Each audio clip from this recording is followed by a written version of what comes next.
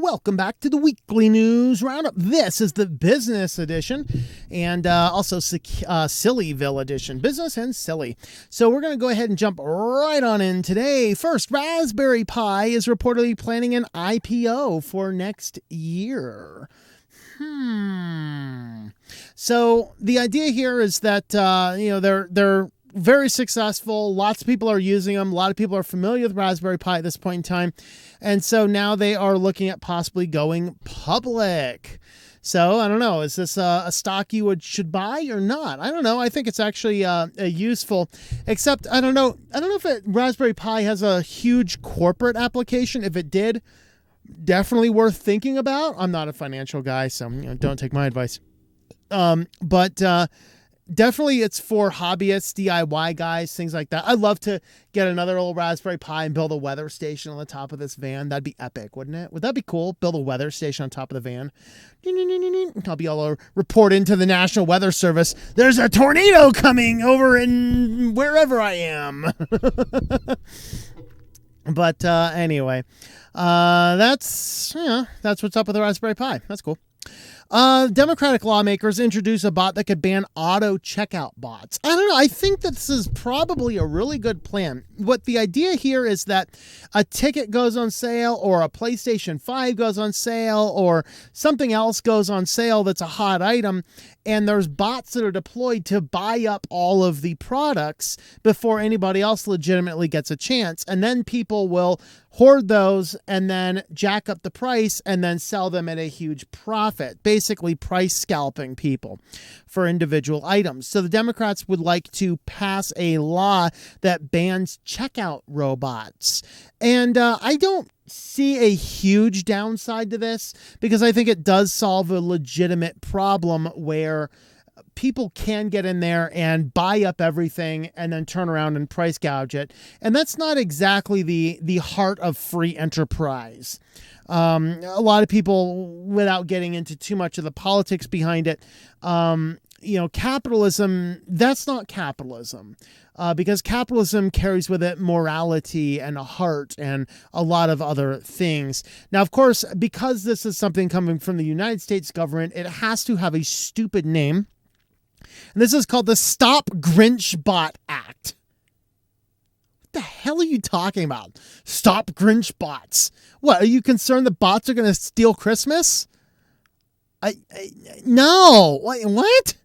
Good, probably a good law, probably a bad name. Tell me in the comments why I'm wrong about this law, if you could. But I don't see any major downside, to it. Maybe a little bit, but nothing groundbreaking. Let me know what you guys think. Well, Shopify apparently has a textbook pirate problem, the publishers allege. I'm not a huge fan of the textbook companies going after people for different things, but this is the case where they have all actually banded together for a legitimate cause, I think. Again, tell me what you guys think. So basically, with textbooks, they're becoming very expensive. A lot of textbook companies are trying to buy back old used ones so they can shift the questions one point out in the end, republish the same book, and sell it again for $300 more or more per student copy in next year. And they cycle textbooks. Textbook companies usually cycle textbooks about every 3 years. And this kind of becomes problematic because in reality, how much has general chemistry really changed in, 5, 10, 15, 20, 40, 50 years? As far as what you teach in General Chemistry 101, it really hasn't. You might as well just go grab Linus Pauling's public domain textbook from Barnes & Noble for $15. That's going to give you just as good of an education as the latest Pearson textbook is going to. And it's going to teach you just as much, probably even a little bit better. But the textbook companies keep on doing this. Now, of course, they have the PDFs that expire and things like that. Well, what's going on now is that there are companies that are taking the copies of the PDFs, removing the any DRM protection stuff and selling them individually. And the publishers have to keep on telling Shopify that these guys exist.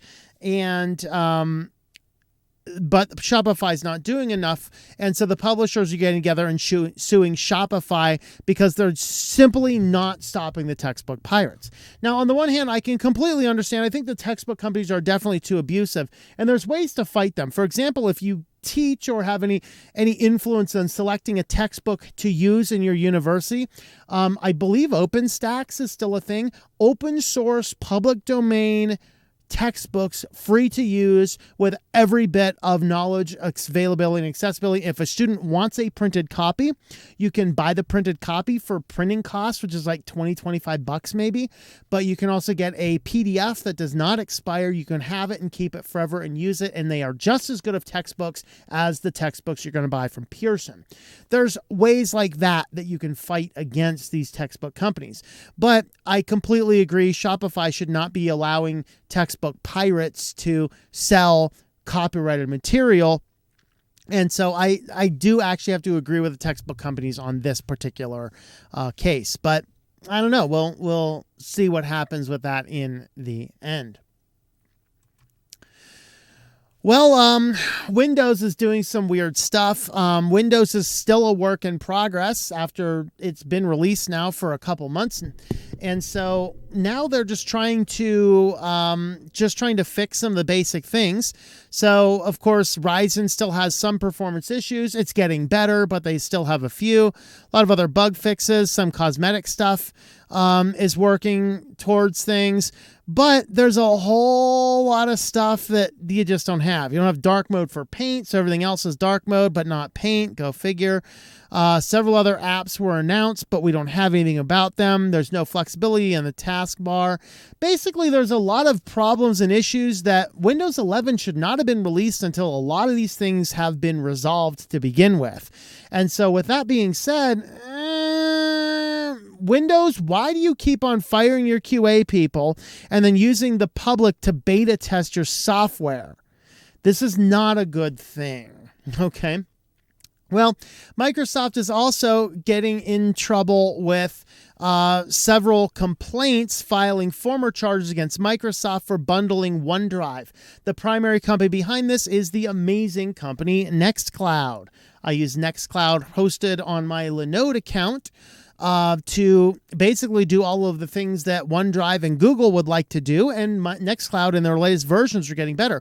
What they allege is the way that Microsoft integrates OneDrive into everything and excludes the possibility of installing other options. They are basically doing the same things that they were doing with the browser wars in the late 90s, early 2000s, which, by the way, they're doing that again now, too, as we talked about last week. And we will talk again about a little bit in Sillyville because they've just gone so far off the rails. But what's going on here is that Nextcloud has complained a few times. The lawmakers did not do anything, so now they're filing an official complaint.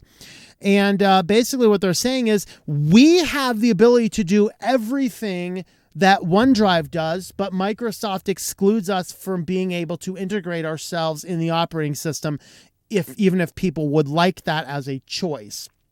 And so I think that there's a legitimate argument here to be made. Of course, there's a whole group of folks that are behind this, and go Nextcloud, because somebody needs to take this on. Here's what they're demanding: no gatekeeping by bundling, pre-installing, or pushing Microsoft services for level playing field, and open standards for interoperability to make easy migration possible that gives consumers a free choice. Completely stand behind all of these things. So go Nextcloud, take on Microsoft, and I hope that you win. Well, if you'd like to help support the channel, we do have affiliates. Today we are highlighting Mint Mobile, tlm.li/mm. I use Mint Mobile for my private phone. It has saved me hundreds of dollars a year on a cell phone bill. I'm only paying $160 for an entire year of cell phone service. Very good signal most places that I'm at, 4 gigabytes of data, and I have the full capability of doing mobile hotspotting with my devices without limitations on speed or anything like that. So have a look at Mint Mobile if you are in need of a cheaper phone service, tlm.li/mm. Let's go to Sillyville. So first up in Sillyville, talking about scalpers grabbing things and making product inventory slim. A guy wanted to sell his PlayStation 5. He meets up with the guy and gets shot because the guy's shot him to rob him of his PlayStation. Of course, the guy who's shot was able to get away with his PlayStation, so he didn't give up his PlayStation. He took a bullet and still saved the gaming box. Yes. And so he still has it for sale. Basic point, when you're meeting people to purchase something, be as public as you possibly can. I like meeting at the gas stations that have, tables, and fast food restaurants are nice. Anywhere where there's going to be a lot of people, that is where you would like to meet someone to engage in an exchange, because if there's a large crowded place, the guy's not exactly going to come in and pull out a gun and shoot you. But anyway, the 19-year-old is in stable condition. He's doing very well. But PlayStation 5 consoles have been the hardest hit item of the chip shortage and the scalping bots. Buy it now listings for $2,000. Some sellers charging between $5,000, $10,000, and $20,000 for a single PS5. If you need to play video games that bad, you should check yourself into rehab. All right.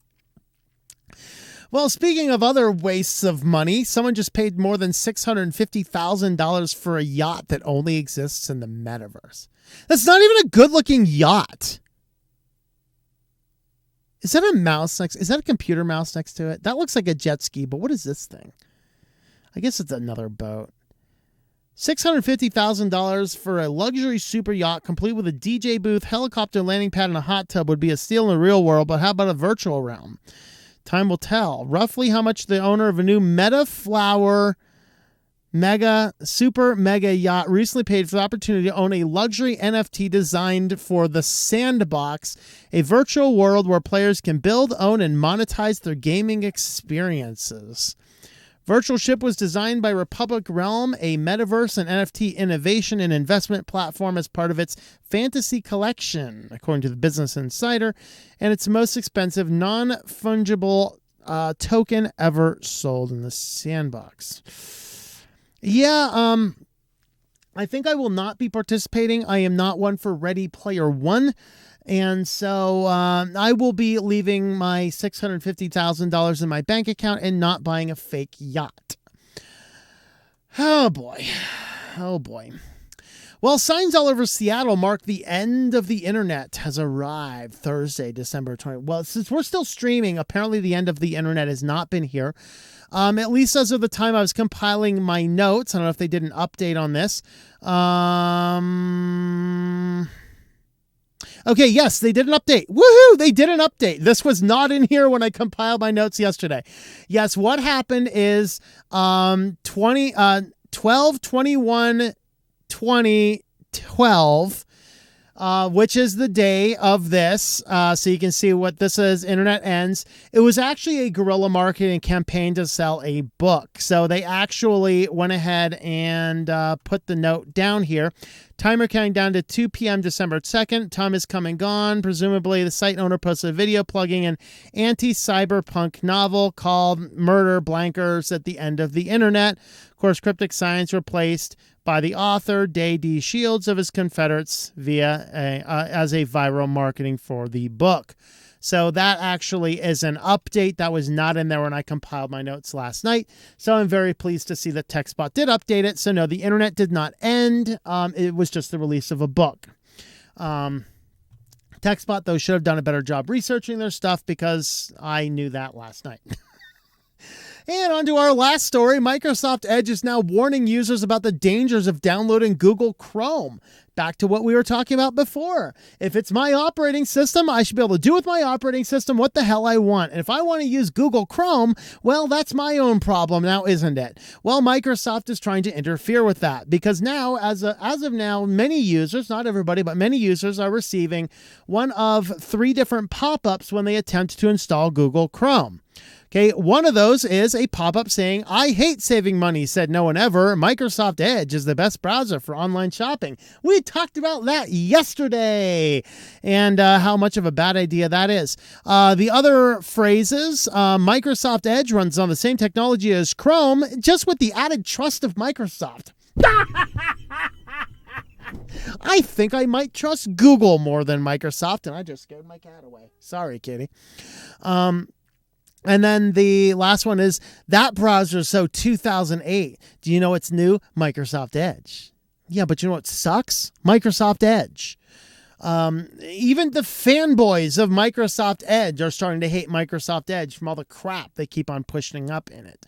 And so, yeah, people are really sick of it, but Chrome is bad. See, you can officially say Google Chrome is bad because my Windows operating system told me so.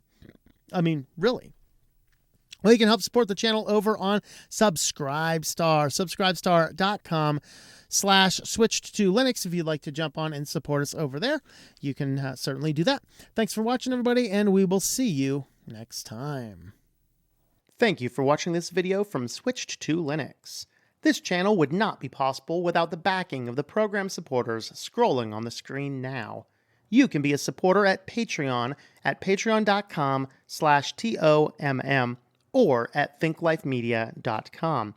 I also want to thank the open source community who creates such excellent software that makes producing this show possible.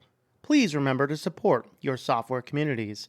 Thank you, and I hope that you enjoy switching to Linux.